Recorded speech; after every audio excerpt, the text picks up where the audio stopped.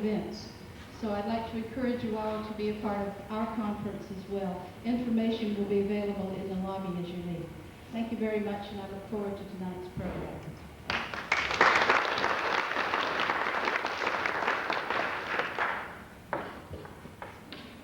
Know from whence ye came. If ye know from whence ye came, there is really no limit to where you can go. African American Studies does offer an extremely successful interdisciplinary minor, with over 40 students having declared the minor. It is no secret tonight that all glory and honor, all credit, go to our Heavenly Father, who has mysteriously, strategically, and willfully placed people not only in my life, but in the life of the institution, who have that special talent that encourages, supports, provides, and shoulders the responsibilities of instituting a much-needed program such as African American Studies. He came to Valdosta State University in 1983 as head of the English department, the first of my 2 homes here at Valdosta State. He told me that I needed to teach a course in African American literature, leaving me no choice whatsoever. And he wasn't even the dean. One successful course in African American literature led to another, and then another, and then another. When the AFA Advisory Group was formed and the long road to researching and writing began, this individual offered his support and provided the much-needed guidance in getting our proposal through the various academic levels at the university and getting the proposal accepted at the Board of Regents. It was this individual who encouraged me to apply for the permanent position of Director of African American Studies after a national search was aborted. And I'm trying to figure out the method to his madness. Ladies and gentlemen, I am truly delighted to introduce one who has indeed supported me from day one of our meeting in 1983, one who continues to believe in me, my dean, my colleague, my mentor, and my friend, Dr. Thomas Dasher.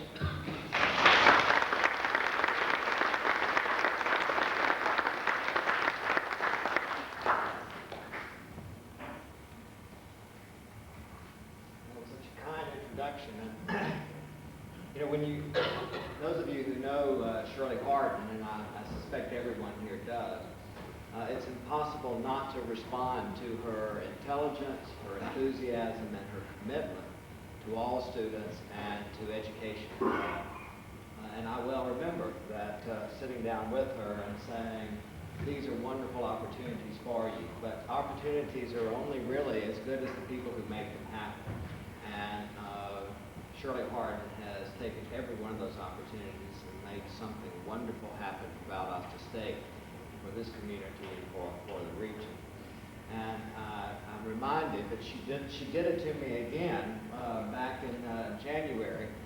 She's become an awfully good administrator. I know she's insulted by that, but she came to me and she said, I've got this wonderful thing going here. And I thought, well, here we go again. This is great.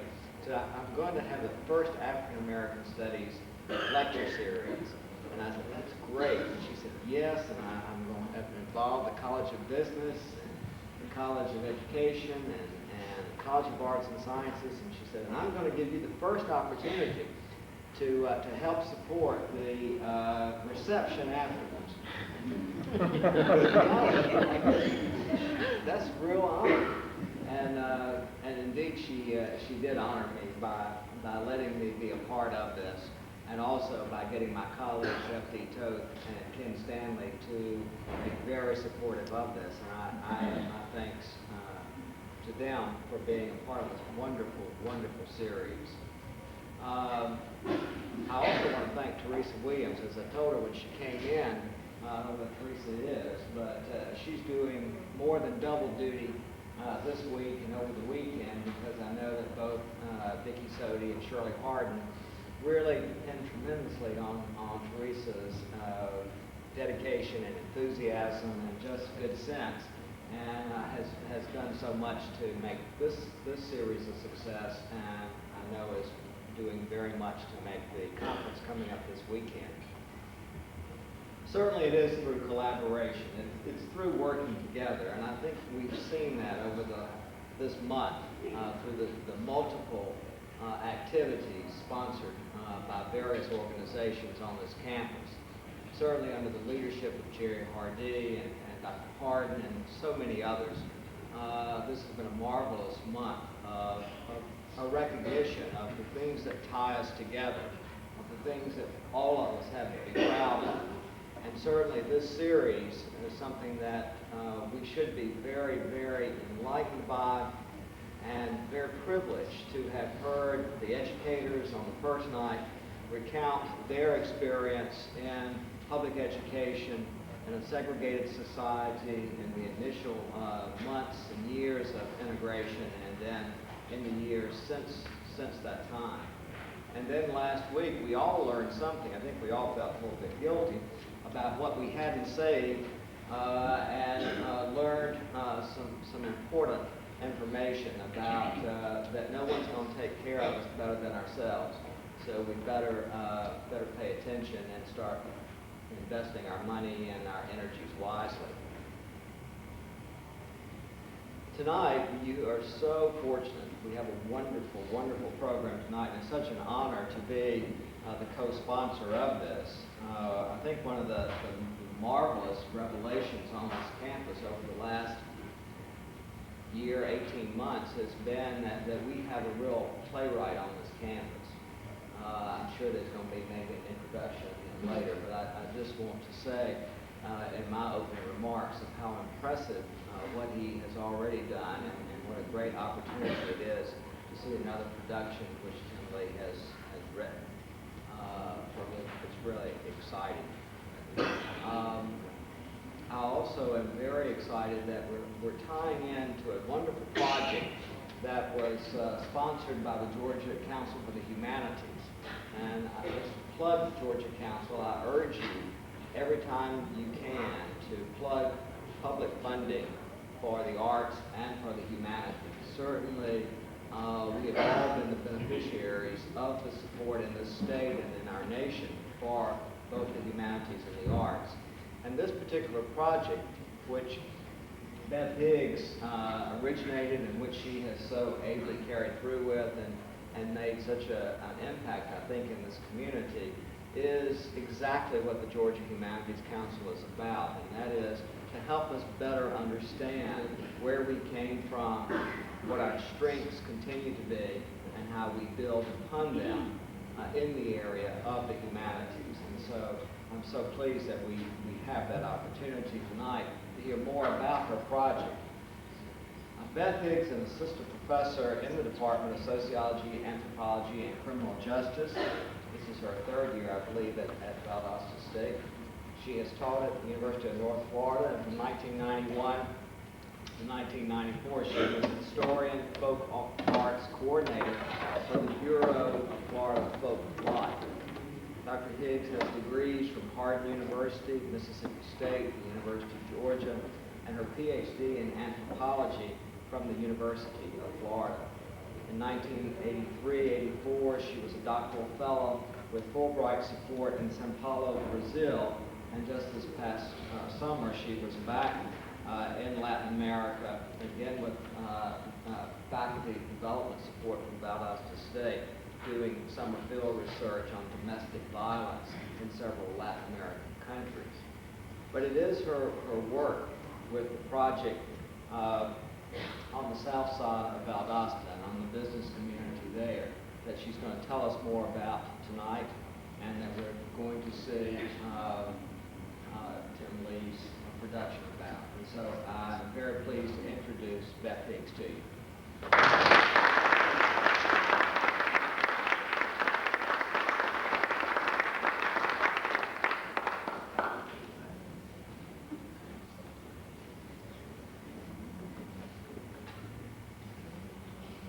Pause just a minute so more people can find seats.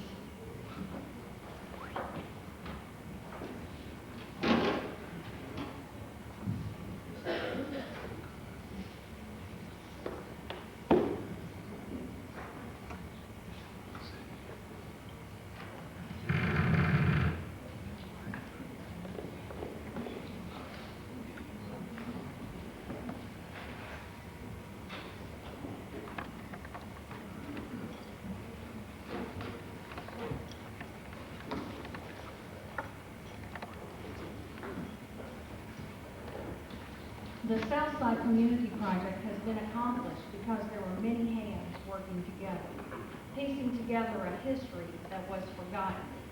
I like to think of it as a quilt with each family representing a piece. Dr. Harden asked me to talk a little bit about why I did this project. So what you're going to see here are the inseams of this quilt. Georgia Living History, the Southside Community of Valdosta, is a project that really did itself. But first I want to talk about what the project is and why I did it. I developed this project in response to a request for grant proposals from the Georgia Humanities Council. They established as their theme for 1996, strengthening community in Georgia. I asked myself, how could I strengthen my community using my skills as a cultural anthropologist? I knew how to do oral histories and life history interviewing to learn about the lives of ordinary people and to document local history. I looked to see what had already been done in this area and what still needed to be done. I found that the Jewish community had been well documented, the Anglo farm traditions had been documented, the stories of leading white families had been documented, but very little had been written about African Americans. And there seemed to be a big gap between the Reconstruction period and the Civil Rights period. What about those 50 years in between? I had already had experience when I came here with Black History projects in Gainesville, Florida, where I had worked for about 10 years with a cultural arts festival called the Fifth Avenue Arts Festival. And the director of the Fifth Avenue Arts Festival is here to honor me and the people in this project, and Quandra Ja. You can meet her afterward. But it is she who first got me involved, recording Black history.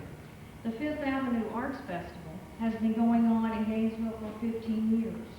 It's an annual community festival that was organized to combat negative stereotypes in the community. Ms. John designed a project in 1993 to develop an historic tour showcasing the sites of Black-owned businesses in the community, and she asked me to help. By portraying the former economic self-sufficiency of the community, we could directly combat negative stereotypes of African Americans and negative images of their communities as overwhelmed by crime and drug abuse. And we could remind the youth of the strength of their elders and their pride in the community. To understand how I got involved in the Fifth Avenue Arts Festival then, I have to go back to 1985. Part of my experiences as a cultural anthropologist have been in Brazil. In Brazil, 70% of the population identify themselves as either Black or mixed race. And after doing a year and a half of field work there, my return to the predominantly white world of the university was a shock, and it made me uncomfortable. So my experiences in Brazil made me see my culture here in the U.S. differently. And by talking with my students here at VSU, I saw that Valdosta shared some of the same problems that I had seen in Gainesville, Florida. Even though the Southside neighborhood is significant in that it embodies a long and rich history for African Americans in Valdosta and Lowndes County, many people are unaware of the role this community has played in Valdosta's history. By making African Americans and their accomplishments more visible, I could also contribute to strengthening the community. What message have we been sending to students when we exclude African Americans from accounts of local history? It was a wrong that had to be made right. I wanted to get students involved in talking to their elders and develop an exhibit that could be used in local schools to show the whole picture of the way Valdosta grew during the years immediately following the Depression. I found responsive and supportive members of the local community for the project. Joe Rivers, Reverend Willie Wade, Jarrell Rivers, just to name a few. And even though Valdosta was not her home, and Quandra Ja agreed to come up and help me do some of the basic legwork on this project. This project is really about being proud of where you come from and confident of your abilities and where you're going. And Wanda has said, our greatest fear is that in the near future, the business district of this community will be nothing more than a memory. We are even more concerned that in the more distant future, this community will only be a mere memory of where African Americans lived or worked. It is our hope that this project will help to remind the African American residents of who they are and to promote a sense of pride that inspires business redevelopment of this community. There is a very real fear of economic loss in Valdosta.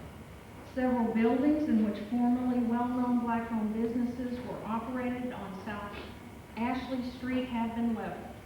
For example, several different businesses operated in the building that once stood at 215 South Ashley Street. A photograph we made for the Southside exhibit last year shows the building where Eddie Pompey's billiards parlor was, and next door to it was Robinson's Grill at 217 South Ashley Street, run by Eddie and Tommy Robinson.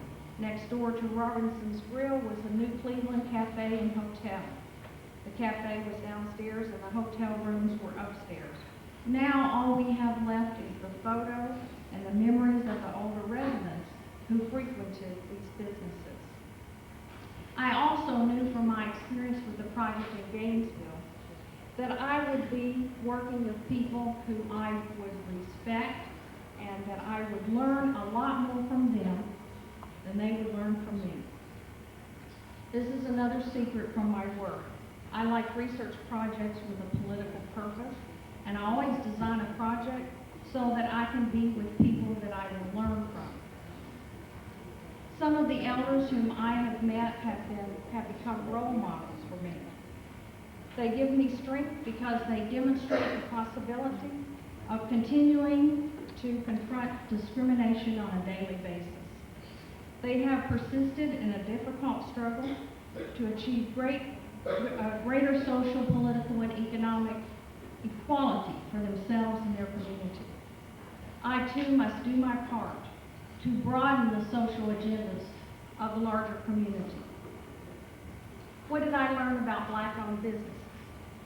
African Americans have owned businesses in the U.S. as far back as the 17th century. Before the Civil War, some enterprising individuals managed to accumulate enough wealth to buy freedom for other African Americans. By 1929, the National Black Business League estimated that the number of African American business owners in the U.S. had grown to 65,000. In the years of a segregated economy from 1900 to 1950, African Americans had to own their own banks and insurance companies. One of the first black-owned insurance companies chartered in Richmond, Virginia, was Afro-American Insurance. Locally, the Afro-American Life Insurance Office was run by C.H. Williams at 414.5 South Ashley Street, and what is now known as the Wells Shoe Repair Building. I discovered over 200 black-owned businesses that operated here between 1930 and 1955. Every kind of community service had to have a local business that met that need.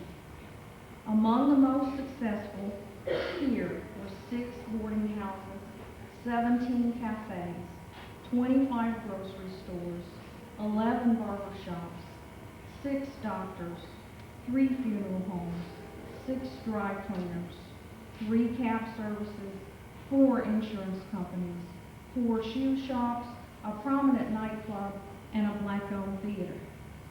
To give you an idea of the significance of Valdosta's African-American community during this period, Duke Ellington, Louis Jordan, and Ella Fitzgerald performed at Southside's Liberty Club during the 1940s and 1950s. Ferguson's Tile now has its business offices where the Liberty Theater once was at 115 Florida Avenue. Black-owned businesses, like most businesses that are family-owned in the U.S., have been affected by the general trend toward fewer and bigger companies. The 1950 census showed that nationwide, in 1950, there were only 42,000 self-employed African Americans in businesses.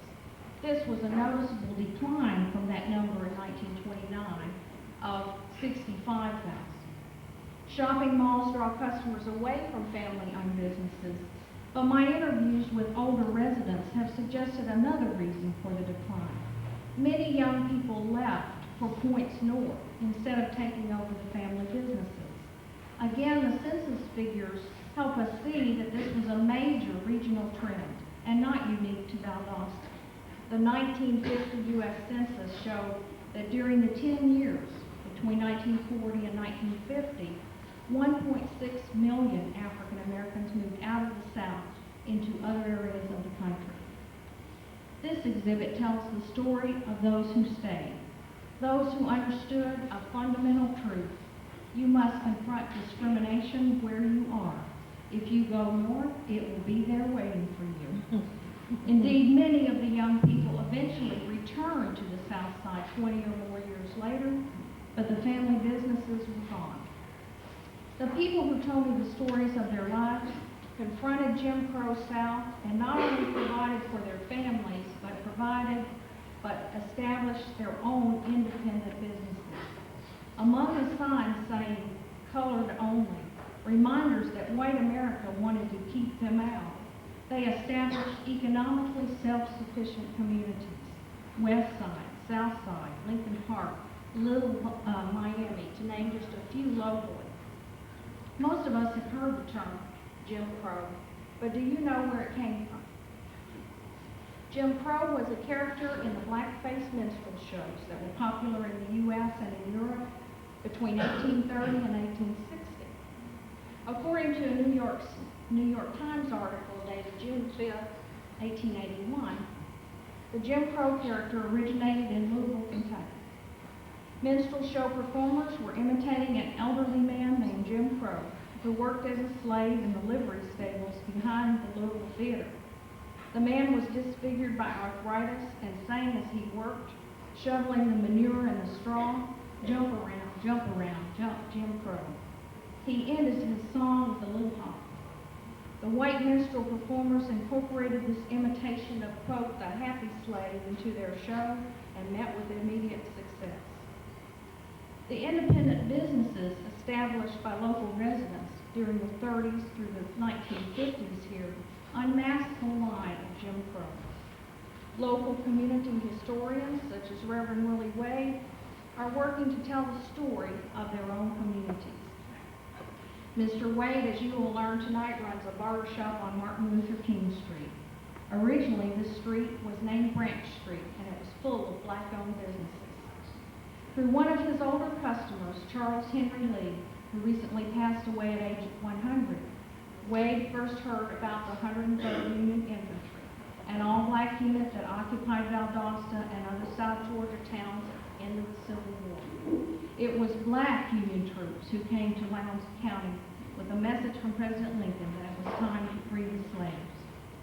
And it was at Wade's barber shop that Anquanda and I first met Joe Rivers, another community elder committed to documenting the history of African Americans in this area. Rivers grew up living in a house that was just around the corner from where Wade's barber shop is now located. His interest in Southside history comes from his commitment to young people. In the 1950s, as you will also learn, he founded the first black youth baseball league in Valdosta. Prior to that time, there was only the Boys Club, and the young men in his neighborhood were excluded from participating in it. And when, as a young father, Mr. Rivers found that his son had no local athletic team that he could play on, he spent all his afternoons after work for 3 years building that baseball league, using his own money initially to buy the equipment and working to get the league officially recognized.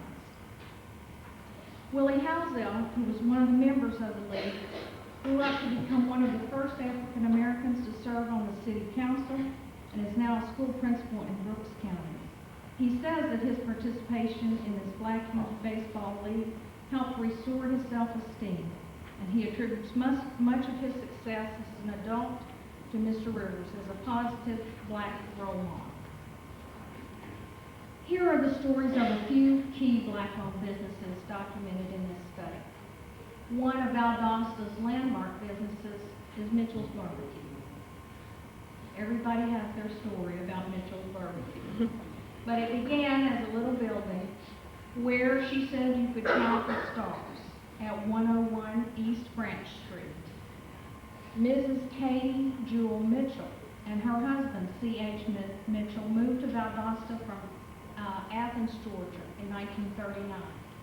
Mrs. Mitchell comes from a farming family, and her father was, as she said, born before freedom. She got to know her future husband when he came over to eat dinner every day at her parents' farm. Mitchell was an orphan and was her older brother's best friend. The Mitchells originally moved to Valdosta so that Mr. Mitchell could become a cook for a white family. But later Luther Wimbush, who had his own barbecue stand, took C.H. Mitchell under his wing and helped him start his own business. The Mitchells worked 16 years on Branch Street and then built their own building at 515 South Ashley, where they stayed another 17 years. Together, Katie and C.H. Mitchell made barbecue 24 hours a day from 1953 to 1986. Mr. and Mrs. Elmer Miller now continue the business under the Mitchell's name.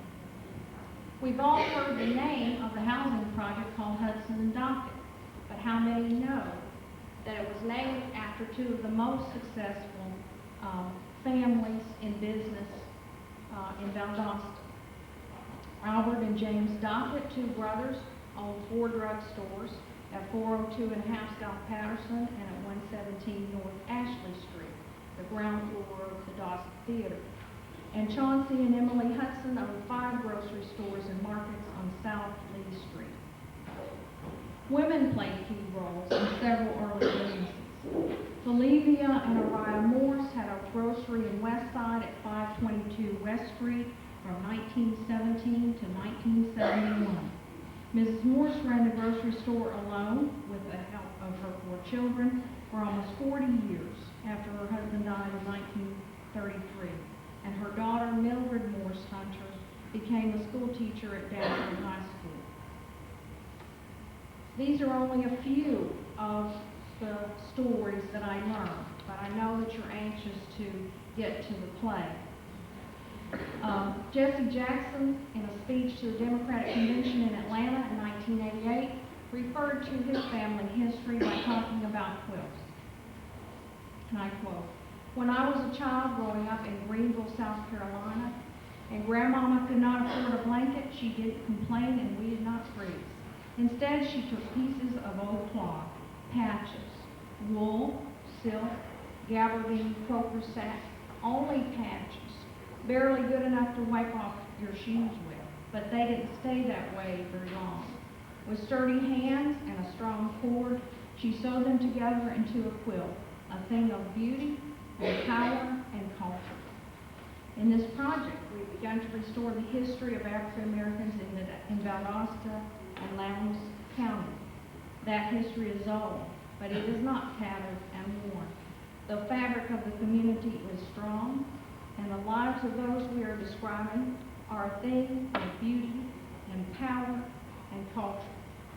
The play to come in this project are a tribute to those who have already shared some of their life stories, and to those in the African American community that we don't know yet. You serve as a reminder to us of what is best in the community, and we are proud to reclaim that history. The Southside Living History exhibit is on display at the Odom Library until March 3rd. Copies of the taped life histories in the exhibit will be permanently stored at the VSU Odom Library as well as at the Southside Public Library. And without further ado, I would like to introduce Tim Lee and his play. I'm very happy to have the honor to present this. Tim Lee is a very creative and independent student, and I can tell you how the play got started just briefly. Tim was in my introductory anthropology class, and I kept referring to my projects. And so he said to me, "Well, I'm here, and I'll help. Just tell me what I can do." So I sort of filed that away for several months. And then last summer, I showed him some of the material I had, and I said, now, Tim, you're a great writer. You think you can do something with this? And he thought for maybe 5 seconds. He said, yes. And so he went and interviewed some of the people that I've been talking to. He saw the significance of getting involved. And as I said, I see this play as his tribute, the tribute of the other students to their elders. And that is exactly what we wanted to get going with in this project. So without saying anything more, let's get on to the fun part.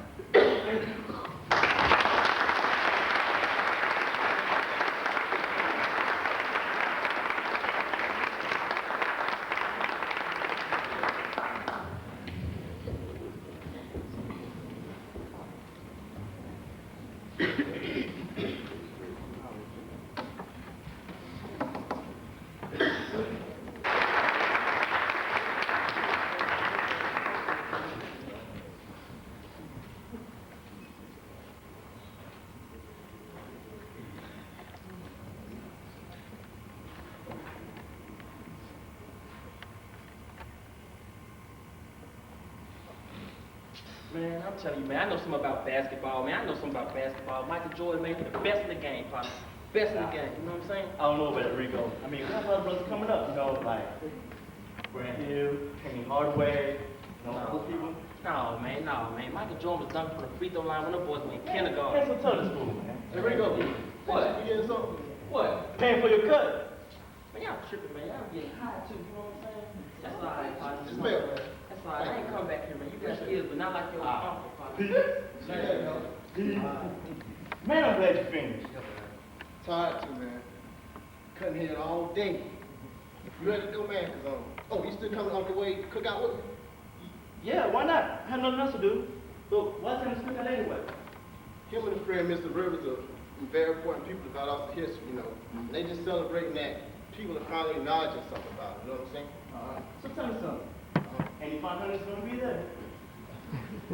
Yeah, you right. Grandma and great aunts. That's all right. I think I just eat. All right, come on. Yeah, man, like I was saying, man, this cookout was hype, man. Hey, yo, we're closed.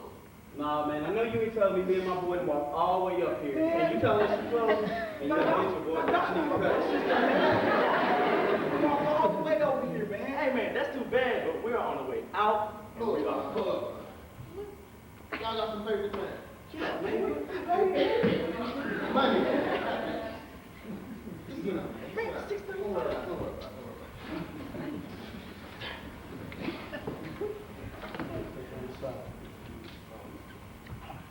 Can I have a tape?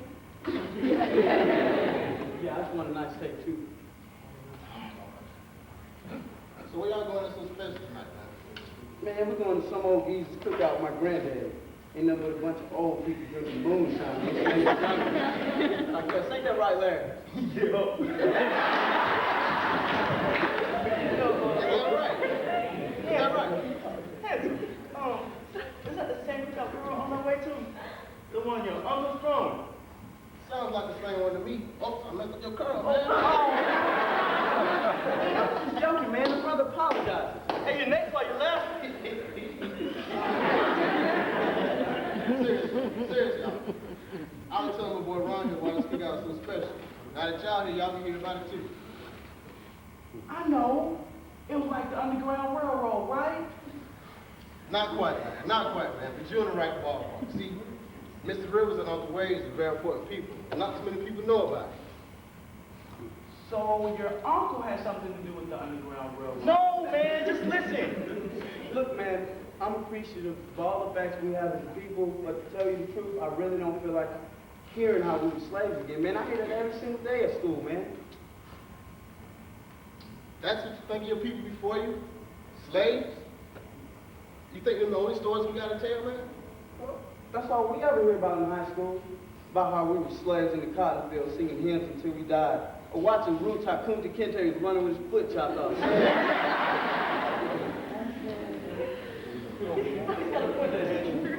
I mean, you gotta know these stories you tell us about. How come?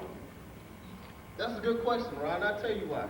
See, people don't see what's right there in their faces.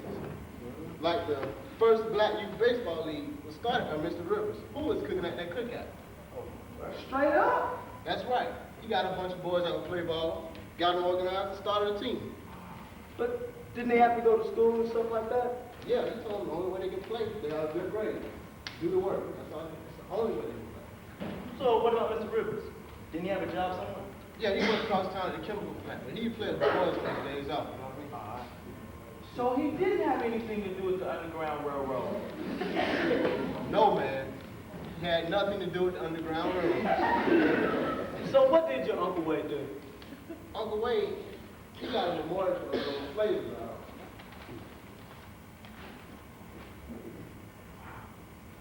But if they were on, wait a second, I don't get something.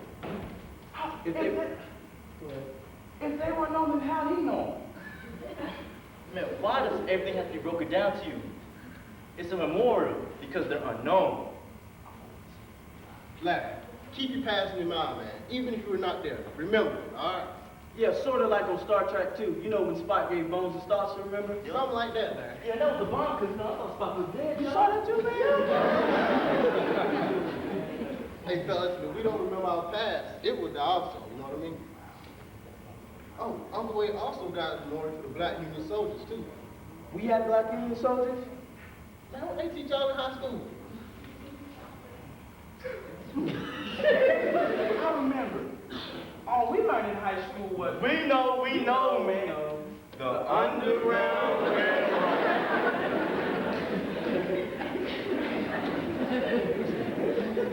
Hey, where y'all get that word from?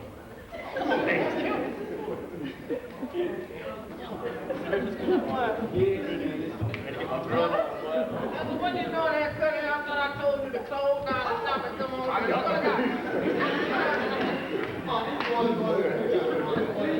Hey, it's not credit, what? Right. Boy, you still got that wriggle I saw you in the other day, boy? Yes, sir, that's it outside. Boy, with all that mess on it. See, that's called a kid. It makes the car look better. Look him, boy. Look him, look him, man. You mind knows, okay? I'm telling you. Look him, boy. People today care too much about getting stuff that looks new. I like the fact that you trying to keep your stuff old, like them shoes you got on, like that shirt I gave you yesterday. That is, ain't nothing wrong with old, boy. Keep that kid mess off it, boy. What's wrong with you? Oh, Uncle Wade, tell us more about Mr. Rivers' baseball team. Oh yeah. Joe, now he used to be like Martin Luther King. They almost named the street after him. Look here, man. Why you always trying to take the blame for the stuff I did? I ain't trying to take a blame, I'm just trying to tell you. How about you let me tell Tell the story then, look at Look here, boys, y'all pay attention to me. Look here, all I was trying to do, boys, was give these boys a chance. Because, see, back then, black folks couldn't play ball. See, we would get together, and I organized them boys to be a team. You know, like me being the great athlete I was back at.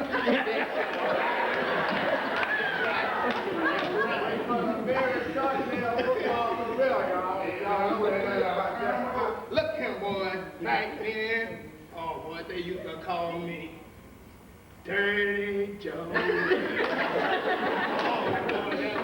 They called him Dirty Joe River because it was always on the ground.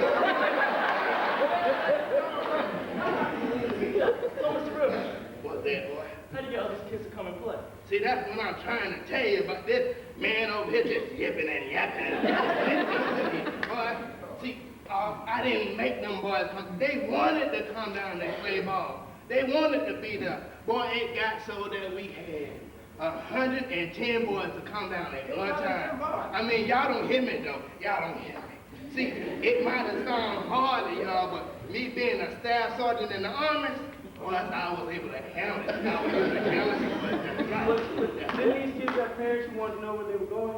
Of course they did, boy. You always got to do the right thing. You always got to do the right thing. See, I went down and talked to each one of their mamas and daddies. and they agreed that that boy could come down and play some ball with me, boy. That's right. Soon after that, we started getting donations from all kinds of places. People just give me money. Here you go. Here you go. I mean, they're pulling out their shoe. See these boys back then, their sense can buy you the work. Buy you the work. Boy, with that money, we was able to get each and every last one of them some equipment. We got bars, bats, and gloves. Oh, you should have seen them boys. Oh, they were so happy that day. See, my goal was to create the BYBL. That's right. I'm hungry. But I ain't talking about no seven. I'm talking about the Black Youth Baseball League. Boy, what's ailing you? What did I do? See, this is what I did. I got on the telephone, and I contacted the Little League headquarters up there in Pennsylvania. See, you don't hear me. See, y'all don't hear me. See, what they did, what their job was to give us a charter to start. And soon, go all soon. Coca-Cola started giving. That's Coca-Cola. Man, this is my story. Coca-Cola. You know what they got it here now, Coca-Cola. Why you always trying to turn that?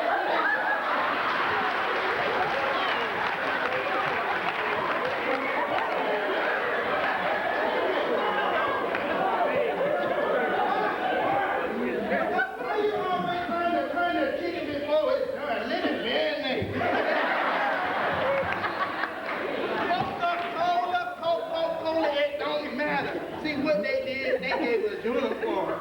Oh, you should have seen them boys. I just lighted them, boy. Oh, we was legit like them boys with no colors on. See, that's how it all happened, boy. That's how it all happened right there. Dad, this is better than the Underground Railroad. Y'all see, let me tell y'all a story right now. No. I'm gonna tell y'all a real story. You tell y'all somebody still, he all on this stuff. I'm gonna tell y'all a real story. I'm gonna tell you something about the Buffalo Soldiers. Oh, yeah. Buffalo Soldiers, man. Wait a second, why we gotta be called Buffaloes, man? Because we're strong and we're black, right? You gotta keep it in the blood. The Buffalo Soldiers was the 103rd Colored Infantry Group. Now they came down here in black and what 1866. See, I don't forgot. See, you probably don't even know your name. I don't know whatever. But they came down in the Valdosta, Soundville, and what's that place at the drive slow through? Houseal. Let everybody know that the slave had to go free. If they ever they can't. Hey, I think I remember my grandfather was talking about that. But what's your granddad's name? Oh, Solid School. Oh, I've been John Brown. Solid School, me and Solid School using the alphas together, and he used to tell me stories about your great granddad of mine. He used to tell me how he was in the Buffalo Soldiers. And he told me you were trying to get in the alphas too, though. You don't do what you gotta do. Hey, man, you got legends in your family so like Highlander. Man, shut up.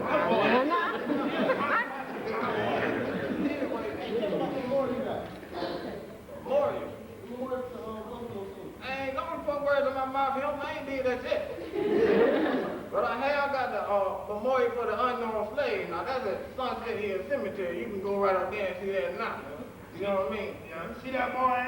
A lot of things that happen. You just have to know who to come and talk to about it. But you don't tell me, though. You don't tell me.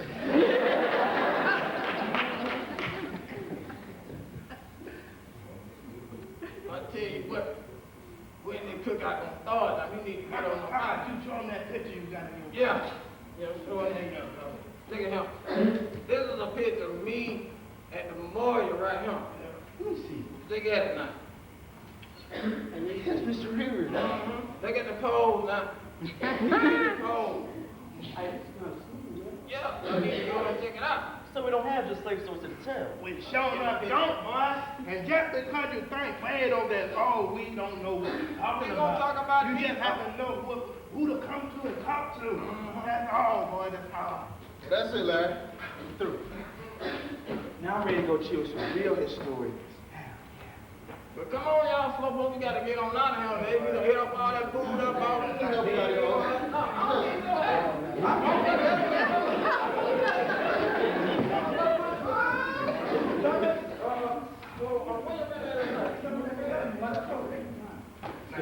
Are there gonna be honeys at the cookout? Come on, man. Yeah, if you like older women. For real, how old? Probably old enough to tell you about the Underground Railroad. For real?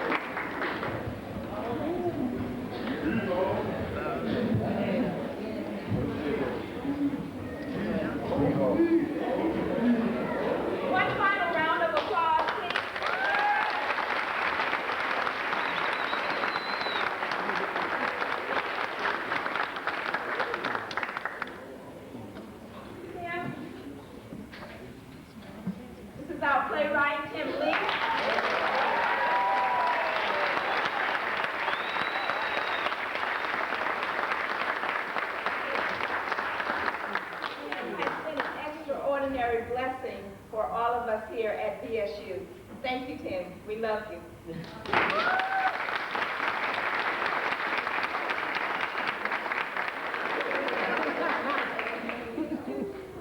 Dr. Beth Higgs, will you come forward, please?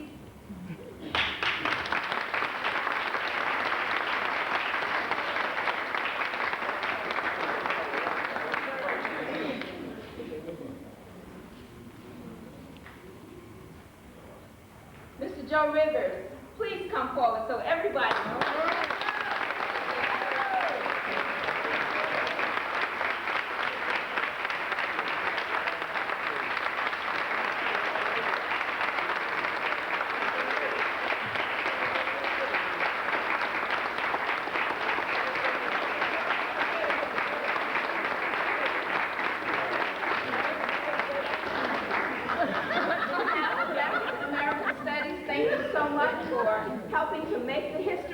And for preserving the history. God bless.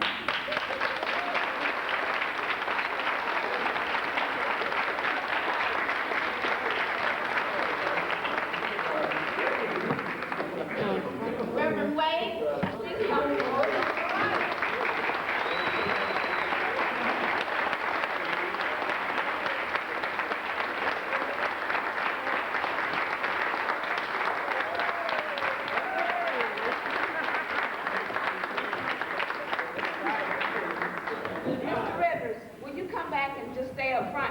Because people are going to want to talk with you. Reverend Wade, on behalf of African American Studies, thank you so much for helping to make the history and then preserving the history, passing it on down to us. God bless.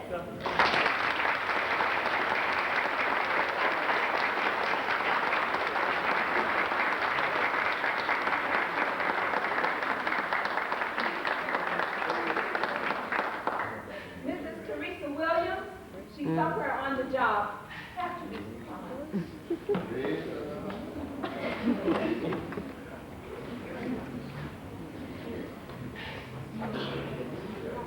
Hey. Teresa, I tell you what.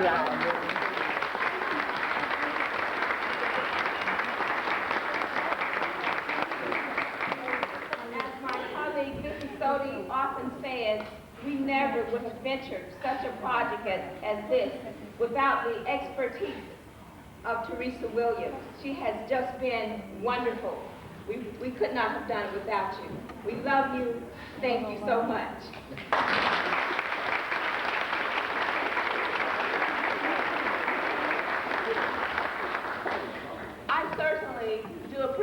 all of you who came tonight, and I appreciate all of you who came the other 2 nights as well. I'm very grateful to all of our sponsors. I'm very grateful to the 3 colleges of the university who cooperated with us in bringing this, our first African American Studies lecture series. Please join us in the lobby for the reception and get a chance to meet these wonderful people who are continuing to help make history. God bless.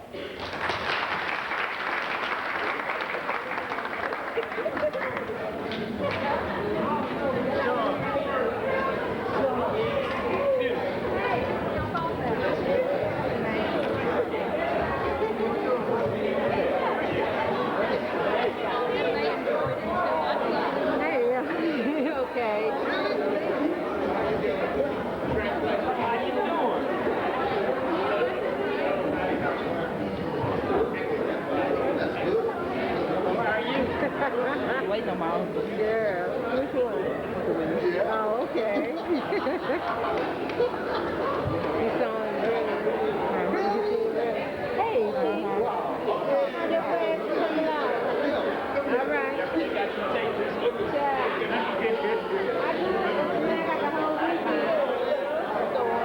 I do.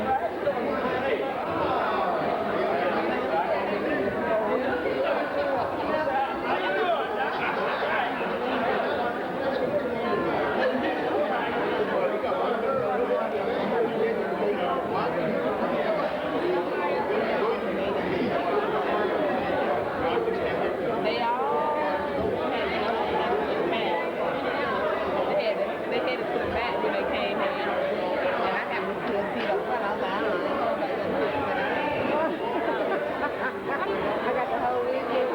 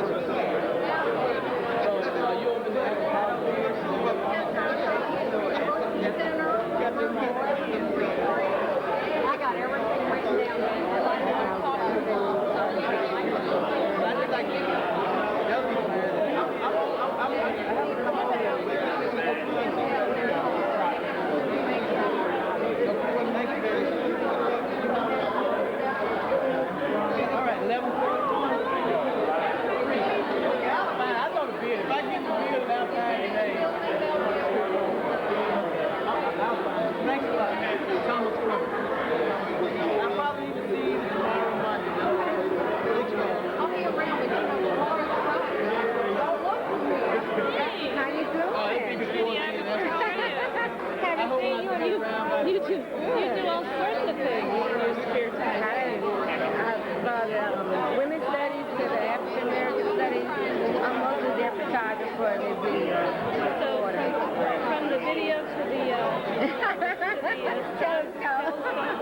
one step from Valdosta to the stars. I'm telling you, just to catch up on some more history, and I brought my daughter and some more of her little friends, so we can catch up on the history and stuff. My home, my mother's home. We migrated together.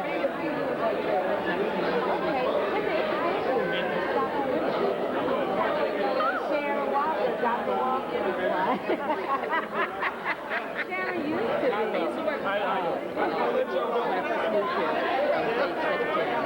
right, y'all did a good job, bud.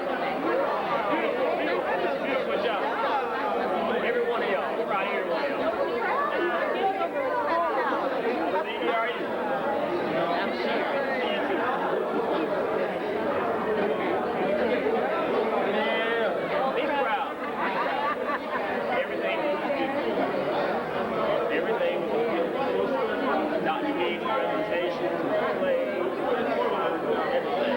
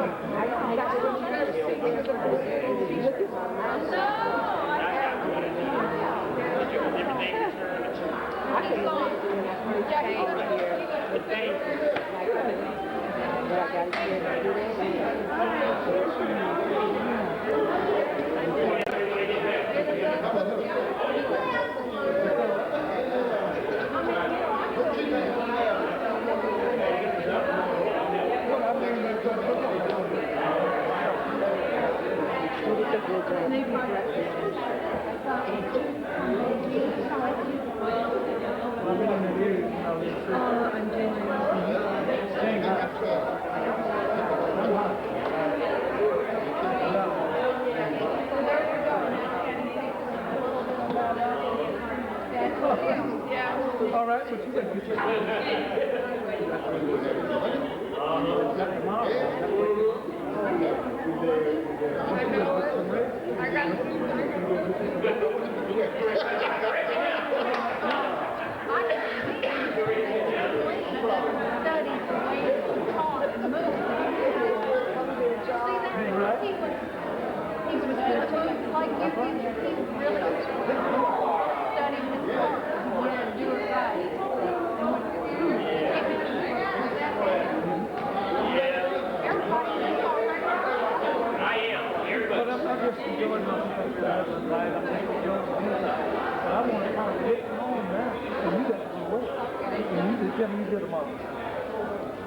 She's working on, they've been talking about your project. When we're down at, okay. Oh, I see. Oh, of course, you made a big impression. Yeah, I made a dent. Everything's all right. Well, let me get out of here. You really go? No, I'm gonna go out. Oh, okay, all right. I do. I mean, they just did it. Best mom. You have a daughter? This is a folklore story summer. One, John? I thought he was yeah. Okay. Well, I know Lori from the Oh, okay. Remember way? No, Miss Rivers, you're the one that was doing art, looking for artists. Yeah. Okay. I wanted you to meet this guy too. Sorry to cut you away. Good, I'm glad you could come tonight. I wanted you to meet him because he is from Beijing, China. And I tried to tell him that you went there for the Winter Summit. He said, no, it was not in Beijing. It was nearby. Well, we were in Wairou, the non-governmental organizations was over in Wairou, the other companies.